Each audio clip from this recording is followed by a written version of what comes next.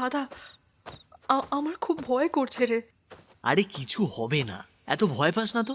আরে কিন্তু আমরা কোথায় যাচ্ছি সেটা তো বল। উফ, তুই বড্ড প্রশ্ন করিস। কাল সকালে গেলে হতো না? এই রাতের বেলা। পাগলের মতো কথা বলিস না তো। তোকে তো বললাম কাজটা আমাদের 2000 সালের প্রথম দিনের ভারতীয় সময়ে ঠিক রাত 12টায় করতে হবে। 1000 বছরে এই সুযোগ মাত্র একবার আসে। তুই তুই চাস না বাবা মা ফিরে আসুক, আবার আমরা একসঙ্গে থাকি, ওই ওই ছোট লোকগুলো থেকে মুক্তি পেতে তুই চাস না বল? কিন্তু কোনো কিন্তু নয়, পা চালিয়ে চল, এক্ষুনি পৌঁছে যাব।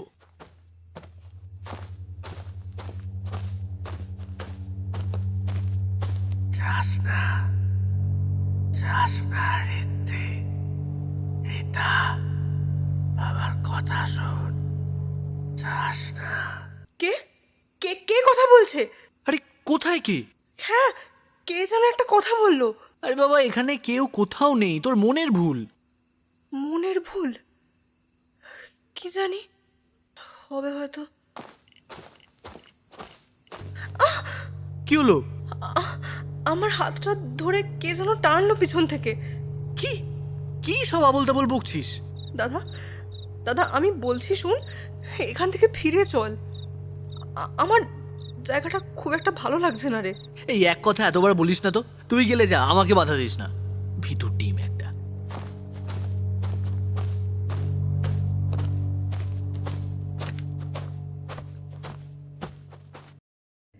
নমস্কার সবাইকে, আমি মহুয়া রয়েছি তোমাদের সঙ্গে অন্ধকূপ রহস্যের আরও একটা নতুন গল্পে। Welcome back. আজকের গল্পের নাম হচ্ছে টাইম মেশিন, লিখেছে রৌনক মুখার্জি। দেরি না করে চলো শুরু করা যাক। আর অবশ্যই কিন্তু কে কোথা থেকে শুনছো জানাবে কমেন্টে, আমি কিন্তু কমেন্ট পড়বো নেক্সট গল্পের শেষে। আর আগের দিনের গল্পের কমেন্টগুলো আজকের গল্পের শেষে পড়বো। তো আজকের গল্পটা কার কেমন লাগলো অতি অবশ্যই জানাবে। তো শেষ অবধি শোনো, চলো শুরু করি। এই যে এসে গেছি, নে স্লাইডটা বের কর। ঠিক 1 ফোঁটা রক্ত চাই আমার। এই তো, এবার আমায় পিনটা দে।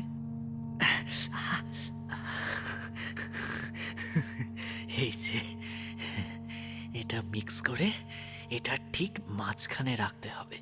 তুই একটু ওদিকটা এগিয়ে দাঁড়া, লেজার লাইটটা জ্বালিয়ে রাখবি। কিন্তু তুই কি করবি এখন এখানে? দেখ না কি করি। স্লাইডটা থেকে রক্তের ফোঁটাটা ওই ট্রায়াঙ্গুলার সার্কেলের ঠিক কেন্দ্রে রাখতে হবে, তারপর অ্যান্টি ক্লকওয়াইজ ঘোরাতে হবে। দেখবি এখানেই একটা ছোট্ট পোর্টাল ওপেন হবে, সেটা দিয়েই আমি বাবা মার অ্যাক্সিডেন্টের দিনে পৌঁছে যাব। আমি যে কোনোভাবে ওদের যাওয়া থেকে আটকাবোই আটকাবো, তাহলেই ওরা এখনো জীবিত থাকবে। আর তুই আলোটা কিন্তু অফ করবি না, ওটা না থাকলে আমি আর এই টাইমে ফিরতে পারবো না, তখন আর এক কেলেঙ্কারি কাণ্ড হবে। ঠিক আছে? আচ্ছা, এবার আয়। বুঝেছি।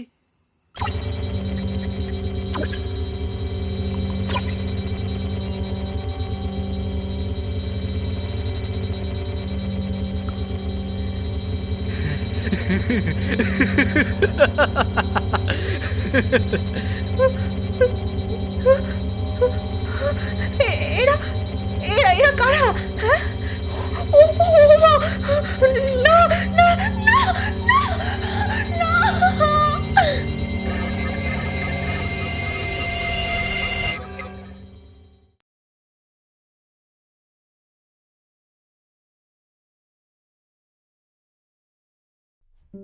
Second June 1979।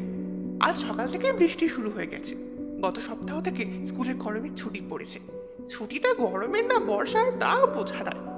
ও, আমার নামটাই তো বলা হয়নি। আমি রিধি মুখার্জি, বাড়ি যাদবপুর, ক্লাস 3-তে পড়ি। আমার বাবা একজন ক্রিমিনাল লয়ার আর মা হচ্ছে স্কুল টিচার।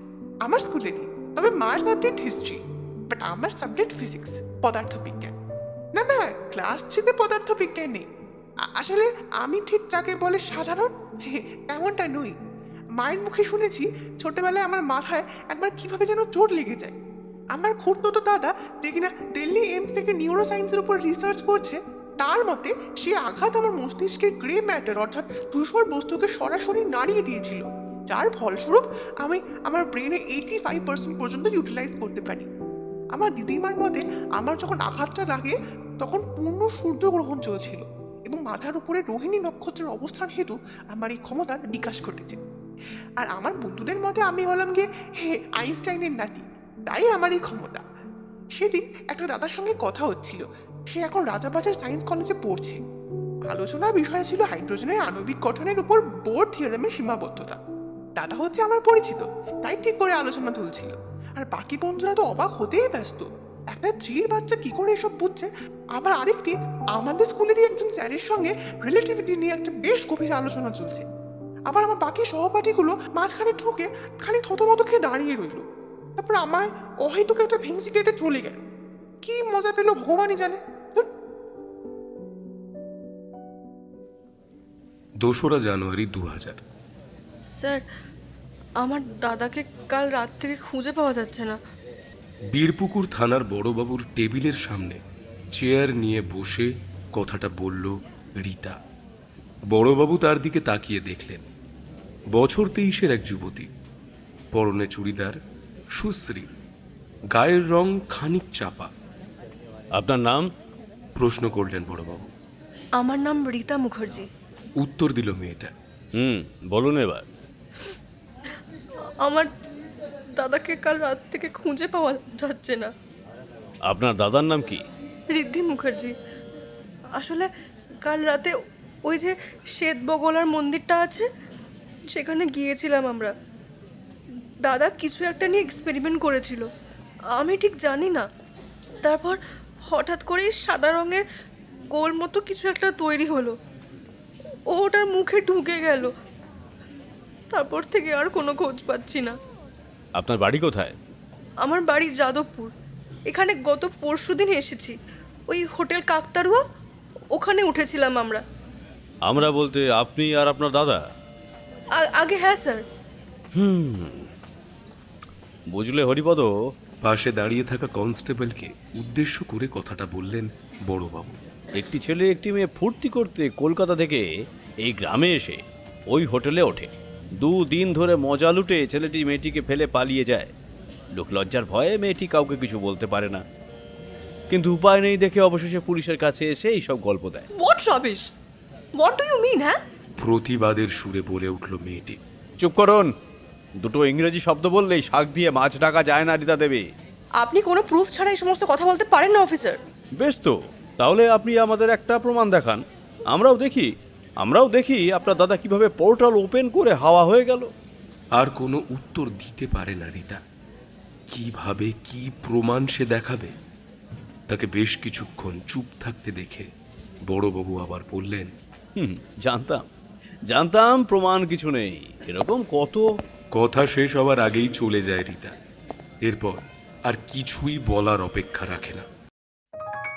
20th মে 1987। সময় কি আশ্চর্য জিনিস! এই সময়কে চোখে দেখা যায় না, স্পর্শ করা যায় না। আকার, আয়তন, রূপ, রং, গন্ধ কিছুই নেই, আছে শুধু প্রভাব। একটা অদৃশ্য অসীম সুতো যা গোটা বিশ্বব্রহ্মাণ্ডকে নিয়ন্ত্রণ করে যাচ্ছে সৃষ্টির আদি পর্ব থেকে। এই পৃথিবীতে একমাত্র ধ্রুব সত্য হলো পরিবর্তনই বিবর্তনের কারণ, আর সেই পরিবর্তনের নিয়ন্ত্রক হলো সময়। জগৎ সংসারে সবাই এই সময়ের দাস। আচ্ছা, কোথাও কি এর কোনো ছিদ্র নেই? এক চিলতে ফাঁক, তাহলেই গলে যাওয়া যাবে সেখান দিয়ে। কিন্তু কোথায়? সময় সৃষ্টির আগে তাহলে কি ছিল? আমাদের ইউনিভার্স তো এখনো বাড়ছে, একটু একটু করে রোজ বড় হচ্ছে। তাহলে ইউনিভার্সের বাইরেও কি সময়ের এমন দাপট আছে? পদার্থবিজ্ঞান বলে আলোর চেয়ে দ্রুত গতিতে এগোতে পারলেই টাইম ট্রাভেল করা সম্ভব, কিন্তু কোনো মানুষের পক্ষে তা তো সম্ভব নয়। তবে আমার বিশ্বাস প্রকৃতিতে নিশ্চয়ই এর কোনো সমাধান থাকবে।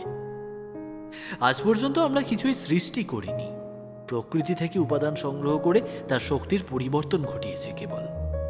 সুতরাং সময়ের সুতো ছেঁড়ার অস্ত্র প্রকৃতির কাছেই থাকা উচিত। আমাদের শুধু পড়াশোনা করতে হবে, প্রচুর পড়াশোনা করতে হবে। ও বাবা, বোন স্কুল থেকে চলে এলো। ডায়েরি লেখার সময় আর পাবো না।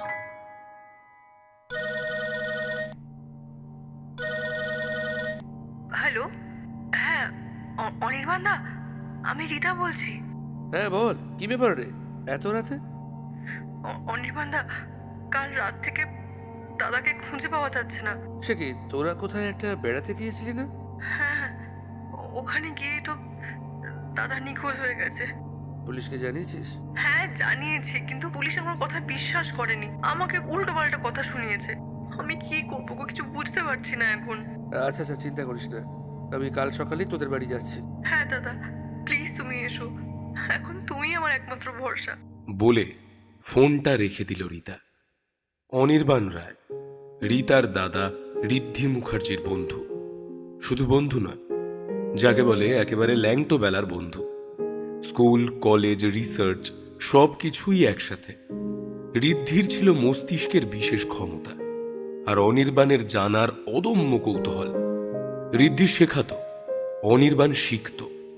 পরে একই সঙ্গে রিসার্চ পেপার তৈরি করে। তাদের টপিক আপেক্ষিকতাবাদ বা থিওরি অফ রিলেটিভিটি। শুধু লেখাপড়া নয়, জীবনের প্রতিটা ধাপে অনির্বাণ আর ঋদ্ধি একে অপরের সাথে থেকেছে। আজ থেকে 12 বছর আগে যখন ওদের বাবা মার মৃত্যু হয়, তখন অনির্বাণের বাড়িতেই ওদের ঠাঁই হয়। যদিও অনির্বাণের বাবা মার কাছে তাদের বাড়িতে ছেলের বন্ধু আর বোনের দিনের পর দিন একসাথে থেকে যাওয়াটা মোটেও সুখকর মনে হয়নি। তাই অদৃষ্টকে সঙ্গে নিয়ে ঋদ্ধি আর রীতা চোখের জল ফেলে গেছে নীরবে। তবে সে কথা আজ থাক। সকালে কলিং বেলের শব্দ শুনেই রীতা দৌড়ে গিয়ে দরজা খোলে। অনির্বাণ দা এসেছে, সঙ্গে করে কিছু খাবারও নিয়ে এসেছে। কারণ সে জানত স্বাভাবিকভাবেই বোন কিছু খায়নি কাল থেকে।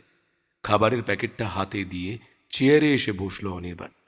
রীতাকে দেখে তার ভীষণ কষ্ট হতে লাগলো। ঋদ্ধিকে পাওয়া না গেলে মেয়েটার কি হবে এখন? রীতা ও অনির্বাণ দাকে দেখিয়ে চোখের জল আর ধরে রাখতে পারল না।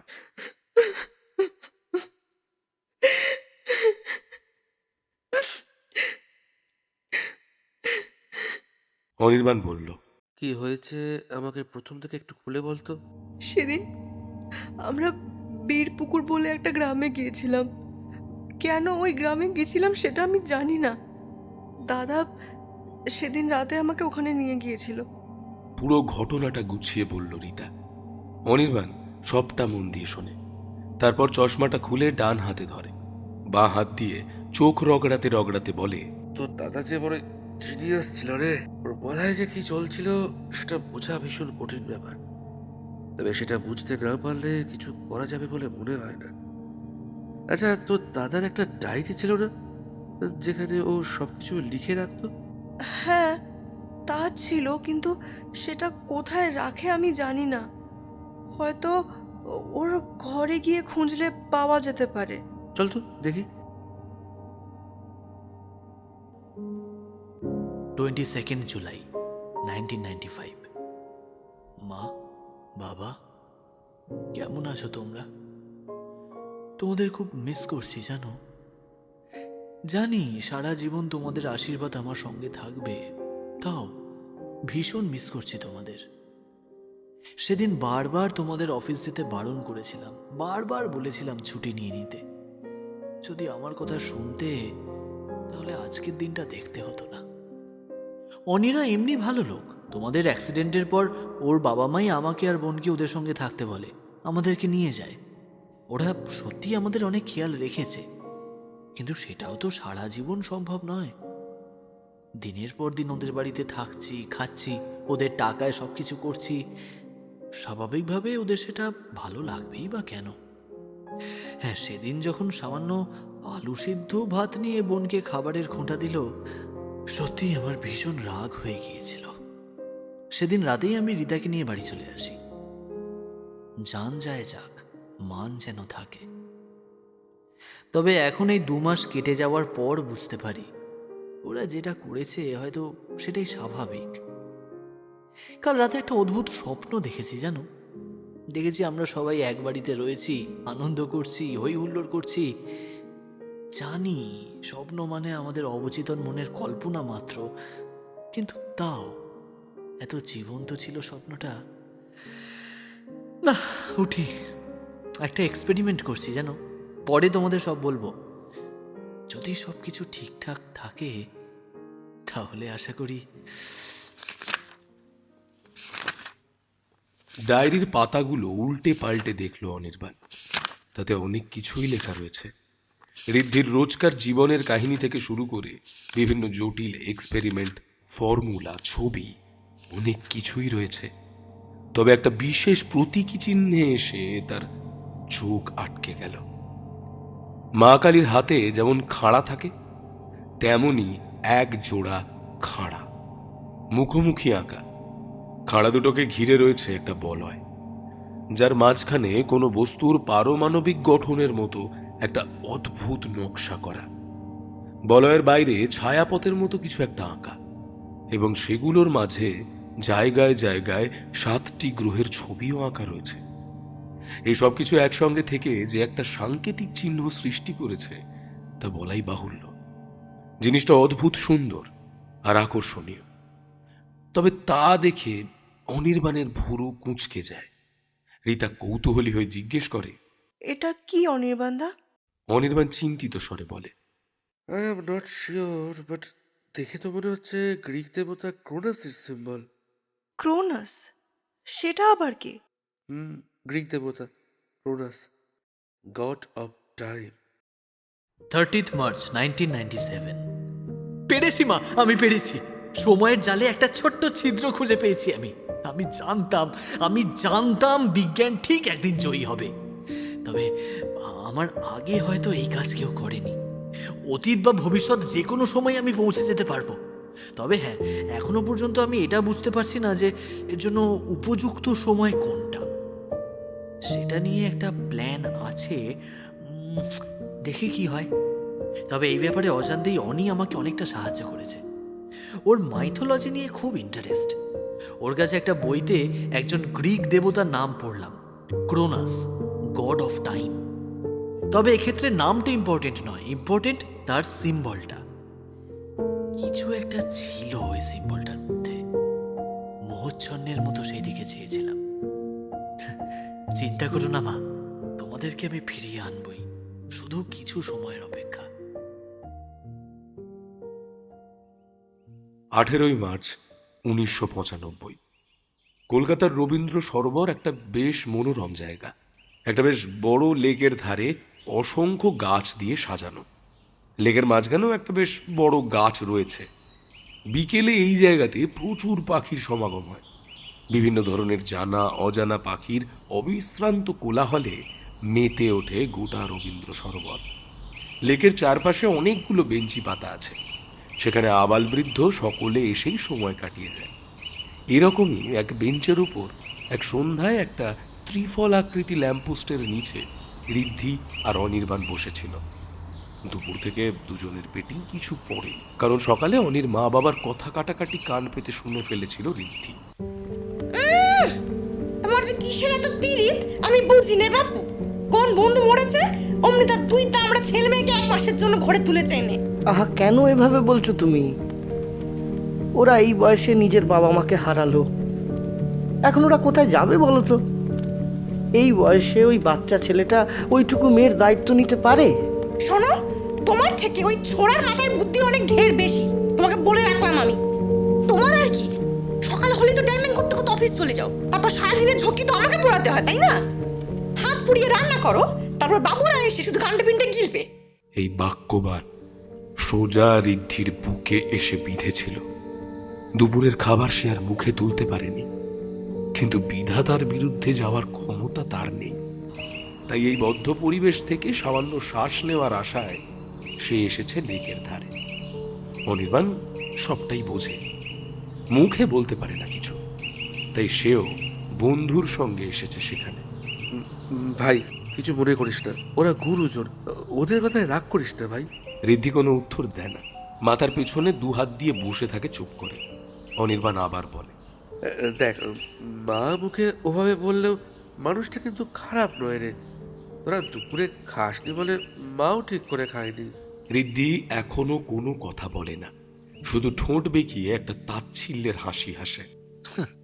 অনির্বাণ বুঝতে পারে তাকে এসব বলে কোনো লাভ নেই, তার চেয়ে খানিক সময় দেওয়া প্রয়োজন, তাহলেই মনটা হালকা হবে।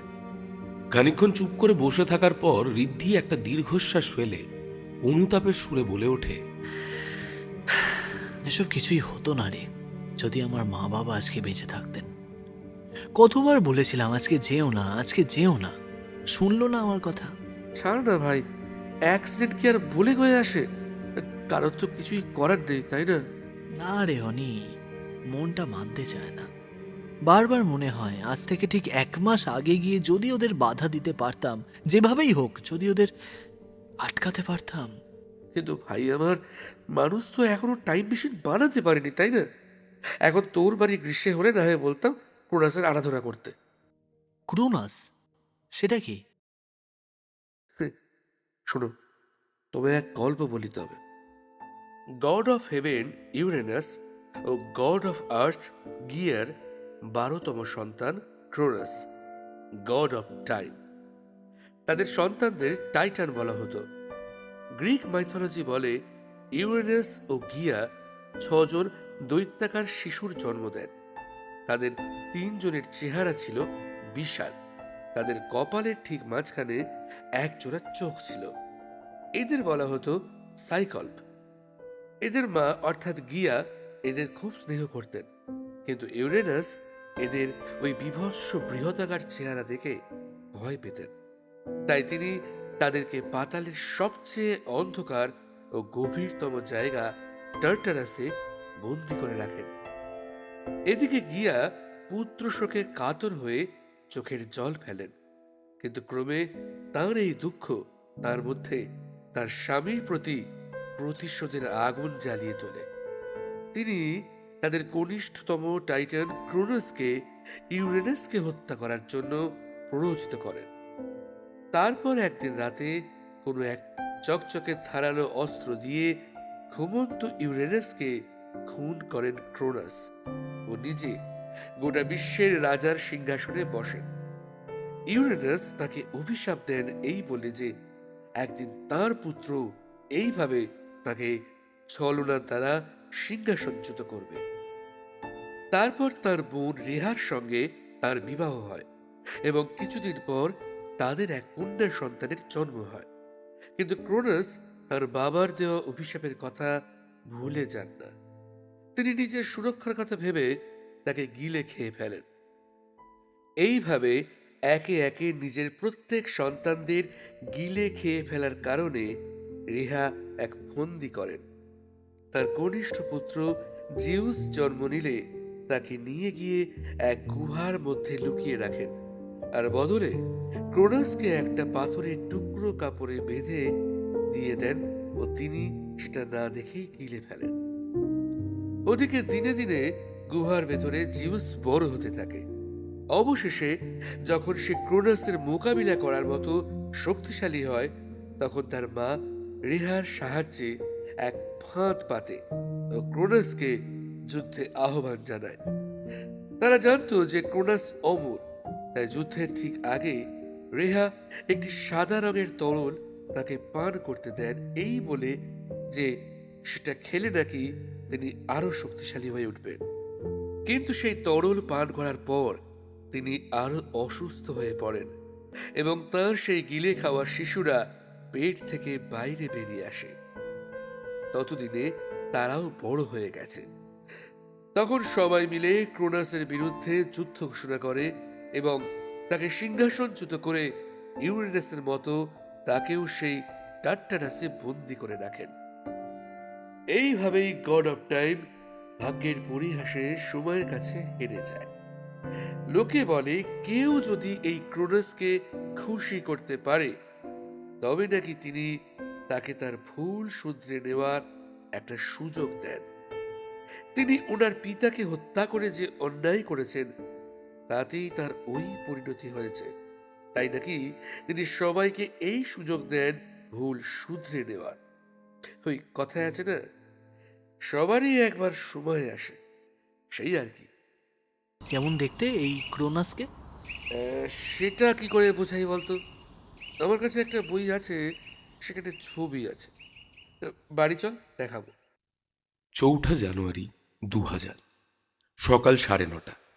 দরজায় ঘন ঘন কলিং বেলের শব্দ। রীতা বিছানা ছেড়ে তাড়াতাড়ি দরজা খুলতেই দেখে অনির্বাণদা দাঁড়িয়ে। দরজা খুলতেই কোনো রকমের ভূমিকা ছাড়া সে ঘরের মধ্যে ঢুকে সোফার দিকে এগোতে এগোতে বলে, পেয়েছি পেয়েছি, তো দাদার অন্তর্ধান রহস্য উদ্ঘাটন করতে পেরেছি। মানে কোথায় দাদা? অনির্বাণ হাতে ধরে থাকা ডায়েরিটা দেখিয়ে বলে, এটাতে সব আছে। সত্যি তো দাদা একজন নক্ষত্রই বটে, কিন্তু তার আগে একটা কথা বল, তো দাদা কি রিসেন্টলি কোনো সাধু বা তান্ত্রিক বা কোনো জ্যোতিষীর কাছে যাওয়া আসা করছিল নাকি? কই সেরকম কিছু তো, তবে হ্যাঁ, আমার এক বান্ধবীর বাবা জ্যোতিষশাস্ত্র নিয়ে কাজ করে। ওদের বাড়িতে প্রায় আমরা যেতাম। তখন দাদা কাকুর সঙ্গে আড্ডা দিত দেখেছি। কি বিষয়ে কথা হতো শুনেছিস? না, আমি আর মানে আমার ওই বান্ধবীর সঙ্গে গল্প করতাম। ফলে ওরা কি কথা বলতো তা আমি জানি না। কেন বলো তো? পরে সব বলবো, কিন্তু আগে ওই কাকুর সঙ্গে একটু কথা বলতে হবে, বুঝলি? খুব দরকার। ঠিক আছে, বিকেলে না হয় যাব। আমি ফোন করে ওদেরকে জানিয়ে রাখবো। কিন্তু কি হয়েছে আমি তো কিছু বুঝতে পারছি না। যে আমার মনে হচ্ছে আমি একটা ক্লু পেয়েছি। একবার কাকুর সঙ্গে কথা বললে শিওর হওয়া যাবে। আরে কিসের ক্লু একটু বলো। আই থিঙ্ক তো দাদা টাইম ট্রাভেল করতে গিয়ে আটকে পড়েছে। মানে? বললাম না, পরে সব বুঝিয়ে বলবো। এখন আসি, বিকেলে কখন যাবি আমায় জানিয়ে দিস। টাটা। বিকালবেলা রীতা এবং অনির্বাণ ওদের বাড়ি থেকে আধ ঘন্টার পথ পেরিয়ে একটা পুরনো বাড়ির সামনে এসে দাঁড়ালো। গেটের পাশে একটা ছোট নেম প্লেট বসানো, তাতে লেখা আশালতা। ঠিক তার নিচে লেখা বিশ্বম্ভর জ্যোতিষ চর্চা কেন্দ্র। কলিং বেলটা বাজাতেই একটা মেয়ে ছুটে আসে। রীতার দিকে তাকিয়ে এক গাল হেসে বলে, তোরা এসে গেছিস? বলে দরজা খুলে ভেতরে আসার জন্য বলে। ওরা ঢুকে এলে আবার বলে, বাবা, রীতারা এসেছে, আমরা বসার ঘরে আছি। তারপর অনির্বাণের দিকে তাকিয়ে বলে, এসো দাদা, রীতা তোমার কথা ফোনে বলেছে, আমি বাবাকে বলে রেখেছি, বাবা এক্ষুনি আসবে, তুমি বসো না। ঠিক আছে। তুমি কি রীতার ক্লাসমেট? হ্যাঁ, সেই ক্লাস 5 থেকে। তাই না রে রীতা? ওই তো বাবা এসে গেছে।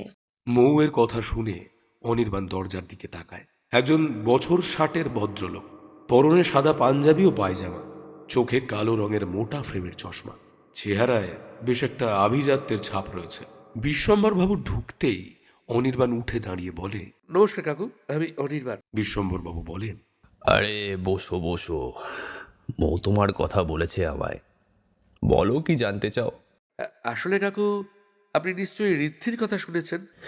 হ্যাঁ জানি, ছেলেটার সঙ্গে এতবার কথা হলো, ওর মতো বুদ্ধিমান আর অদ্ভুত মানুষ জগতে সত্যি বিরল। আপনার সঙ্গে জ্যোতিষবিদ্যা নিয়ে কথা হতো ওর? হ্যাঁ, সেই জন্যই তো আরো আসতো এখানে। ওর ওই টাইম ট্রাভেলের ভীষণ শখ। অনির্বাণ আর রীতা একবার চোখ চাওয়াচাওয়ি করল। তারপর অনির্বাণ আবার বিশ্বম্বর বাবুকে জিজ্ঞেস করলো, মানে একটু যদি ডিটেলে বলেন তো খুব ভালো হয় কাকু। ও চাইতো অতীতে গিয়ে ওর বাবা মাকে ফিরিয়ে আনতে। আমি অনেকবার বুঝিয়ে বলেছি যে সময়কে তো বদলানো যায় না, যখন যেটা হওয়ার সেটা তো হবেই, কিন্তু ও তো কিছুতেই মানতে চাইতো না। রোজ রোজ চোখের জল ফেলে হতাশ হয়ে উঠে চলে যেত, তাই খারাপও লাগতো। তো তারপর একদিন ওকে গণনা করে সব কিছু খুলে বললাম। আমিও জানতাম যে এর জন্য যা যা উপকরণ প্রয়োজন তা জোগাড় করা সাধারণ মানুষের পক্ষে বেশ দুঃসাধ্য ব্যাপার, কিন্তু কিন্তু কি কাকু? আর সব কিছু খুলে বলতে মানে ঠিক কি বললে? রীতামা, আমি তোর দাদাকে একটা গণনা করে বলেছিলাম যে প্রত্যেক সহস্র বছরে মাত্র একটি বার এই মাহেন্দ্র যোগ আসে, অর্থাৎ 1000 বছর পর একেবারে প্রথম 30 সেকেন্ডের জন্য সময়ের কঠিন স্তম্ভে একটা চির দেখা যায়। তখন সমস্ত ব্যবস্থাদি নিখুঁতভাবে সুসম্পন্ন হলে কোনো বিশেষ স্থান থেকে ইচ্ছে মতো অতীত বা ভবিষ্যতে ভ্রমণ করা যায়। তবে এই সবই থিওরিটিক্যালি বা প্র্যাকটিক্যালি কেউ কোনোদিন এই কাজ করেনি। আর ভাগ্যক্রমে 1000 বছরের সেই একটা সুযোগ এলো 2000 সালের প্রথম দিনের ঠিক রাত 12টায়। তাই তো কাকু? একেবারেই তাই। এবার বুঝলি তো রীতা, কেন তোকে সেদিন তো দাদা সেই রাতেই জোর করে নিয়ে গিয়েছিল? রীতা কোনো কথা বলে না, শুধু বিস্ফারিত চোখে ওপর নিচে ঘাড় নাড়ে একবার। কিন্তু জায়গাটা? প্রশ্ন করে মৌ। বাপি, তুমি তো বলেছো কোনো বিশেষ জায়গা থেকে এই পুরো ব্যাপারটা করতে হয়, কিন্তু সেটা কোন জায়গা? বিশ্বম্ভরবাবু উত্তর দিলেন। সেটা নির্ভর করে গ্রহ নক্ষত্রের অবস্থানের ওপর। আমি শুধু সেই মুহূর্তে ওকে সেইটুকুই বলেছিলাম, বাকি ভৌগোলিক অবস্থান ও নিজেই নির্ণয় করে। 23.68 degree north, 87.99 degree east, Birpukur গ্রাম। ওর ডায়েরিতে এই অ্যাড্রেস আমি দেখেছি। এবার বুঝলাম এই অ্যাড্রেস কি কাজে লেগেছে। কিন্তু এ তো ভূগোল একটু জানলে বা পড়াশোনা করলে তো মানুষ বের করতে পারবে। এটা কি এতটাই সহজ? তাহলে আগে কেউ বের করেনি কেন? করেনি কারণ এর জন্য একটি বিশেষ শক্তির প্রয়োজন, যা বিজ্ঞান এখনো আবিষ্কার করতে পারেনি। যেমন? যেমন কিভাবে বলি বলো তো তোমাদের? খুব ভারী কোনো জিনিস, বা বলা ভালো ভারী মৌল দরকার, যেটাকে একটি বিশেষ চিহ্নের উপর রেখে নিজের শরীরের কোনো তরল দ্বারা সেটাকে উত্তেজিত করলে তা দিয়েই সময়ের প্রাচীর ভেদ করা যায়। কিন্তু ওই যে বললাম, পুরোটাই থিওরি, বাস্তবে যে সম্ভব নয় তা বুঝতে পারছো আশা করি। আচ্ছা কাকু, একবার এটা দেখুন তো। বলে অনির্বাণ সেই ডায়েরির একটা পাতা খুলে ওনাকে দেখায়। আরে এটাই তো ক্রোনাসের সিম্বল, এই ছবির মাঝেই তো জিনিসটা রাখা হয়। কিন্তু আমি তো তাকে এটা দিইনি, শুধু মুখে বলেছিলাম। ছবিটাও আমার কাছে পেয়েছে, আর বাকিটা লেখা রয়েছে এখানে।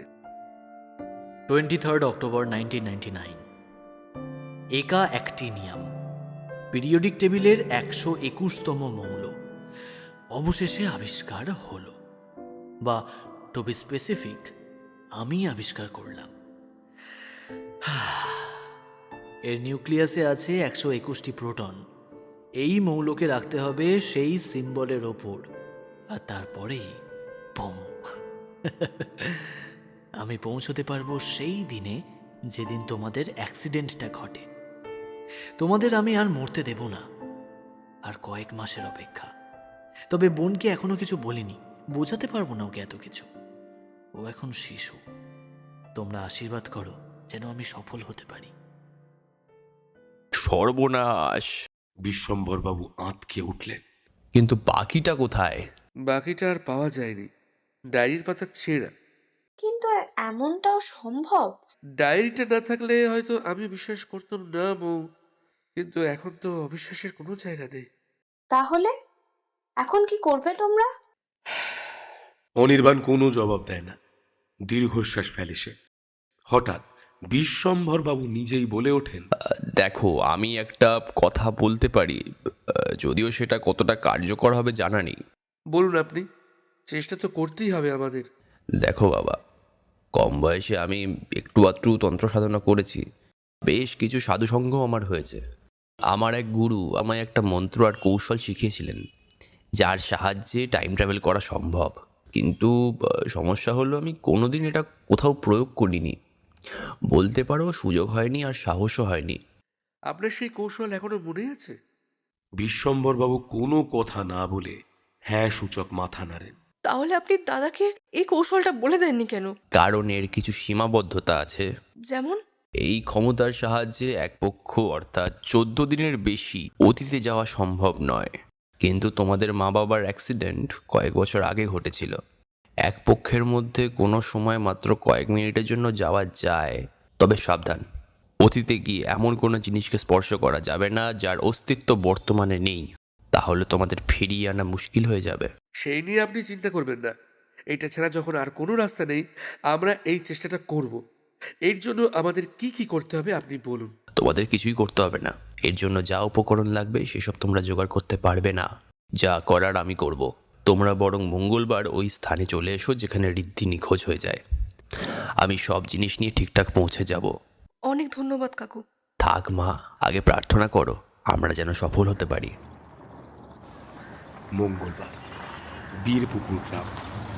সকাল 11টা নাগাদ একটা 4 চাকা গাড়ি এসে থামল শ্বেত বগলা মন্দিরের লাগোয়া একটা রাস্তায়। কাঁচা রাস্তা, ঝোপ জঙ্গল কেটে রাস্তা মতো বানানো হয়েছে। সেই রাস্তার ধারে একটি মাত্র পাকা বাড়ি। সেটা দেখে রীতা বলল, এই হোটেলে এসে আমি আর দাদা উঠেছিলাম। গ্রামে সেটাই একমাত্র পাকা বাড়ি। তার পাশের একটা মাটির বাড়ি থেকে এক বৃদ্ধ বেরিয়ে এসে জিজ্ঞেস করলো, কারা গো এখানে এসেছো?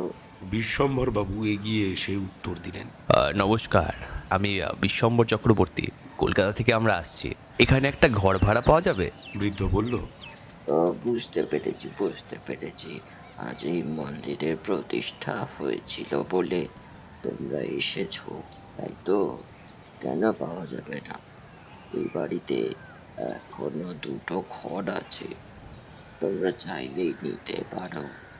ভাড়া মাত্র 200 টাকা। বেশ বেশ, অনেক ধন্যবাদ আপনাকে।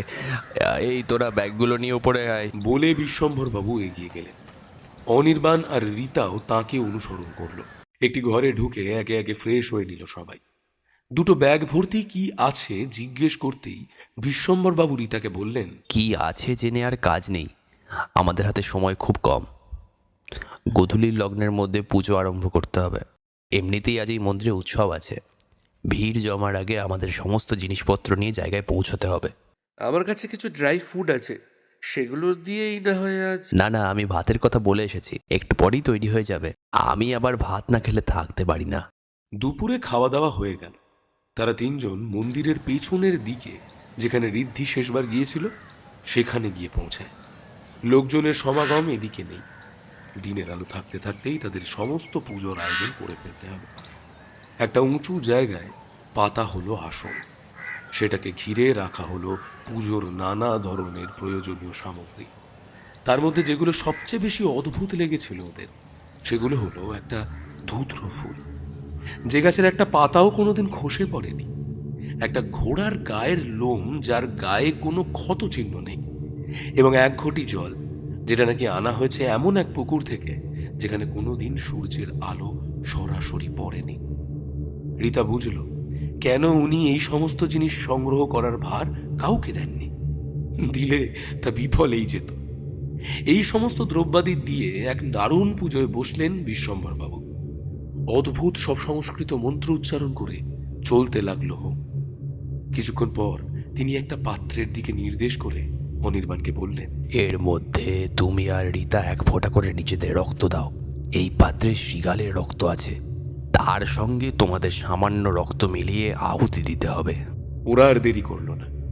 নিজের আঙুলে একটা সেফটি পিন ফুটিয়ে 1 ফোঁটা রক্ত দিল ওই পাত্রে। অনির্বাণও একই কাজ করল।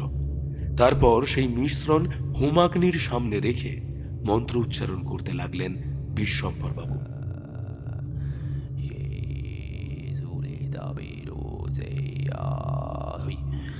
ওম নমো চিলাতিরো বেসা বেলাই শেতেরু ও এই সেলা বে চিরা বিজি ওই ক্যাক্সিলা কিরাবাদু শেয়ু। তারপর হঠাৎ সেই রক্ত নিয়ে ছুঁড়ে দিলেন মন্দিরের পেছনের দিকের মাটির ওপরে, এবং সঙ্গে সঙ্গে সবাইকে অবাক করে দিয়ে সেখানে সাদা আলোর এক বলয় সৃষ্টি হল। মৌ, অনির্বাণ, রীতা মুগ্ধ চোখে চেয়ে থাকে সেই দিকে। সেই বলয়ের মাঝখানে যেন সহস্র তারামণ্ডল অবিরাম গতিতে ঘুরে চলেছে প্রচন্ড বেগে, যেন যেই তার সামনে যাবে তাকেই গিলে ফেলবে সে। বিশ্বম্ভর বাবু বললেন, এই বলয় তোমাদেরকে গন্তব্যে পৌঁছে দেবে, তবে সাবধান। একটা কথা মাথায় রেখে, যে অতীতে পৌঁছে সেখানকার কোনো কিছুকে ভুলেও স্পর্শ করবে না, তাহলে কিন্তু চিরকালের জন্য আটকে পড়বে সেখানে। অনির্বাণ এবং রীতা তখন বিস্ময়ে শব্দ হারিয়ে ফেলেছে। কোনো কথা না বলে তারা দুজনেই এগিয়ে গেল সেদিকে। সেই বলয়ের সামনে গিয়ে একে অপরের দিকে একবার তাকিয়ে একসাথে পা বাড়িয়ে দিল বলয়ের সাথে। অনির্বাণদা, অনির্বাণদা, এই অনির্বাণদা। হ্যাঁ, কে? ও রীতা, ওরা কোথায় গেল? জানি না, আমি তো কাউকে দেখতে পাচ্ছি না। অনির্বাণ উঠে বসল। চারিদিকে চেয়ে দেখলো তারা এখনো সেই জায়গাতেই আছে। আশেপাশে নিকষ কালো অন্ধকার, জনপ্রাণীর চিহ্ন মাত্র নেই। তারা কি অজ্ঞান হয়ে গিয়েছিল? তাই হবে। মাথাটা এখনো টিপ টিপ করছে। কতক্ষণ এইভাবে পড়েছিল কে জানে। বিশ্বম্বর বাবু আর মৌই বা কোথায় গেল? কেউ এখানে নেই কেন? দূরে একটা হলুদ আলোর বিন্দু দেখা যাচ্ছে, সেটাও যেন ক্রমশ এগিয়ে আসছে। অনির্বাণ রীতা একটা গাছের আড়ালে চলে গিয়ে দেখতে লাগলো সেদিকে। বিশ্বম্বর বাবুর কথা অনুযায়ী তারা এখন অতীতে, তাই তাদের এবার খুব সাবধানে কাজ করতে হবে। একটানা ঝিঝির ডাক ছাড়া আর কোনো শব্দ নেই।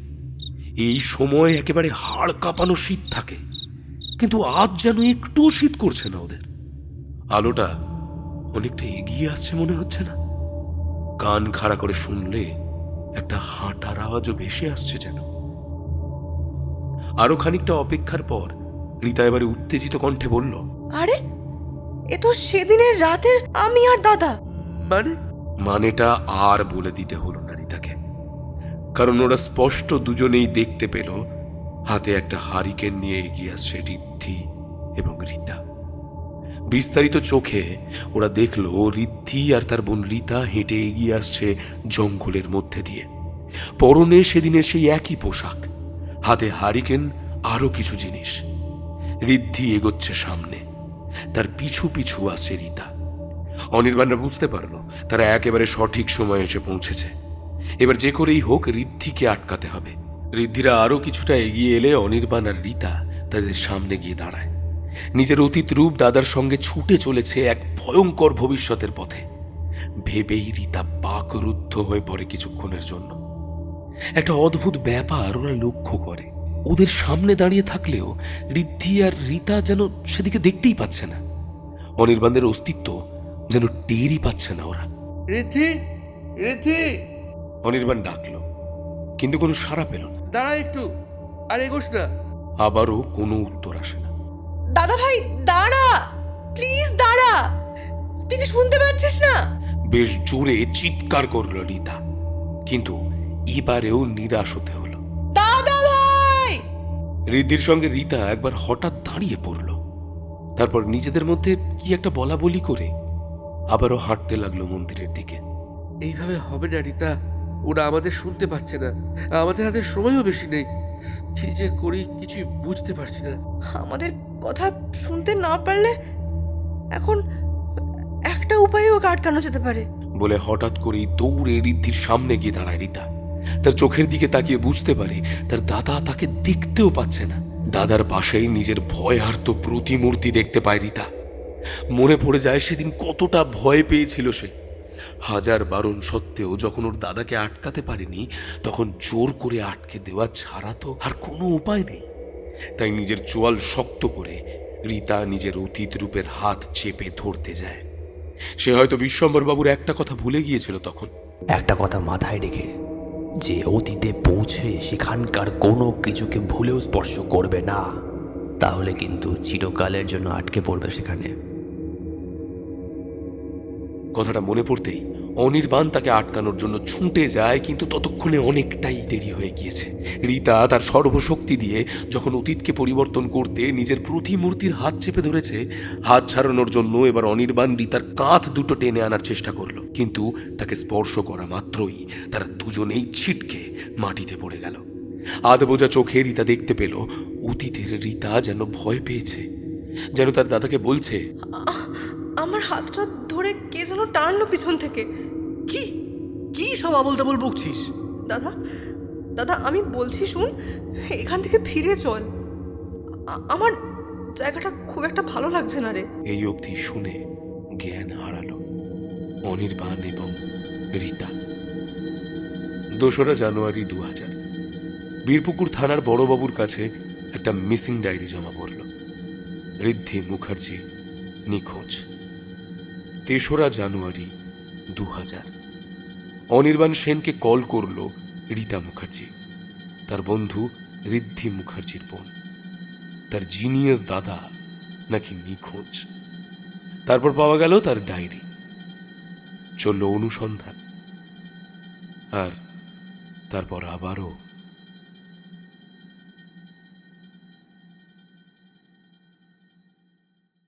তো শেষ হলো আজকের গল্প টাইম মেশিন। আশা করছি সকলের খুব ভালো লেগেছে। কে কোন জায়গা থেকে শুনলে অবশ্যই কিন্তু জানিও। এখন টাইম হচ্ছে আগের দিনের গল্প অর্থাৎ ওশান স্পিরিটের কমেন্টগুলো একটু পড়ে শোনানো। আমি চেষ্টা করছি কয়েকজনেরটা পড়ে শোনানো, হয়তো সবারটা হয়ে উঠবে না। তো গদাধর আচার্য লিখছেন, আমি পূর্ব মেদিনীপুর দীঘা থেকে শুনছি। সুতপা গুপ্ত লিখছেন, খুব ভালো লাগলো, এমন আরও শুনবো।